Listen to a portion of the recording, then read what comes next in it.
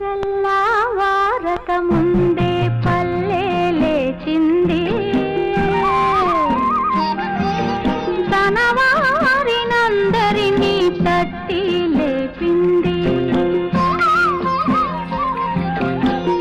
ఆదమరచి నిద్రపోతున్న తల్లి కోడి అదిరిపడి మేల్కొంది, అదే పనిగా కూసింది. తెలుగు దుస్తులేసుకొని సూర్యుడు తూర్పు తలుపు తోచుకొని వచ్చాడు.